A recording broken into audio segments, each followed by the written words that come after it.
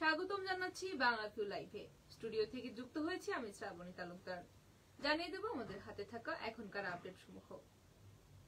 প্রথমে নিজেকে অসহায় অনাথ পরিচয় দিয়ে একটি বাড়িতে আশ্রয় নেয় জাফর নামে একজন। 20 দিনের মাথায় পরিবারের বিশ্বস্ততা অর্জন করে এবং 14 মাস বয়সী শাহজাহানকে অপহরণ করে 15,000 টাকায় বিক্রি করে দেয় সে। চাঞ্চল্যকর এই ঘটনাটি ঘটেছে সিলেটের গোয়াইনঘাট উপজেলায়।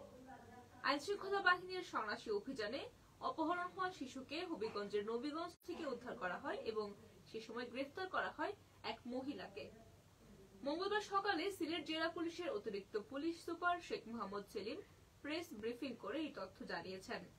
পুলিশ সুপারের কার্যালয়ে প্রেস ব্রিফিং হয় এবং সেখানে মোহাম্মদ সেলিম জানিয়েছেন 27 মে সকালে উপজেলার রুস্তমপুর ইউনিয়নের উপর গ্রামের মোহাম্মদ ফয়জুর রহমানের ছেলে শাহজাহান নিজের বাড়ি থেকে নিখোঁজ হয়। পরে ফয়জুদ্দিন গোয়াইনঘাট থানায় একটি সাধারণ ডায়েরি করেন এবং পুলিশ উদ্ধারে তৎপর হয়। গোয়াইনঘাট থানা পুলিশের একটি দল হবিগঞ্জের নবীগঞ্জে অভিযান পরিচালনা করে ওই শিশুকে উদ্ধার করে।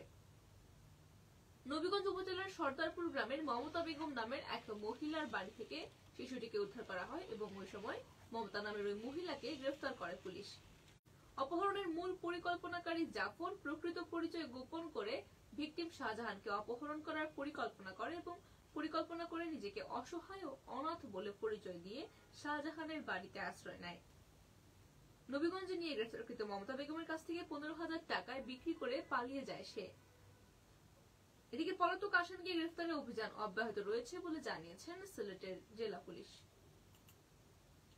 সুনামগঞ্জের জামালগঞ্জে জায়গা জমি সংক্রান্ত বিরোধের জের ধরে ধারালো অস্ত্রের আঘাতে বড় ভাই ছোট ভাইকে খুন করেছেন। সোমবার রাতে জামালগঞ্জ উত্তর ইউনিয়নের ধানুয়াখালী গ্রামে এই ঘটনাটি ঘটেছে। নিহত নুরু মিয়া মৃত সুলতু মিয়ার ছোট ছেলে।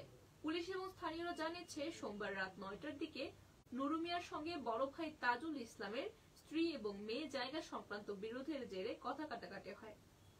কথা কাটাকাটির এক পর্যায়ে নুরু মিয়াকে শাবল দিয়ে আঘাত করে গুরুতর আহত করা হয় এবং আশঙ্কাজনক অবস্থায় রাতেই তাকে উপজেলা স্বাস্থ্য কমপ্লেক্সে নিয়ে আসা হলে জরুরি বিভাগের কর্তব্যরত চিকিৎসক তাকে মৃত ঘোষণা করেন। জামালগঞ্জ থানা duty officer SI Sourav Das জানিয়েছেন, জায়গা জমি সংক্রান্ত বিরোধের জের ধরে ভাইয়ের হাতে ভাই খুনের ঘটনা ঘটেছে। পুলিশ জড়িতদের ধরতে অভিযান চালিয়ে যাচ্ছে এবং নিহতের লাশ উদ্ধার করে ময়নাতদন্তের জন্য জামালগঞ্জ হাসপাতালে নেওয়া হয়েছে এবং পরিস্থিতি এখনো পর্যন্ত শান্তই রয়েছে। পরিস্থিতি শান্ত রাখতে সেখানে পুলিশ মোতায়েন করা হয়েছে এমনটি জানিয়েছেন এসআই সৌরভ দাস। সুপ্রিয় দর্শক শ্রোতা, এই ছিল আমাদের হাতে থাকা এখনকার আপডেট। এতক্ষণ সাথে থাকার জন্য সকলকে ধন্যবাদ।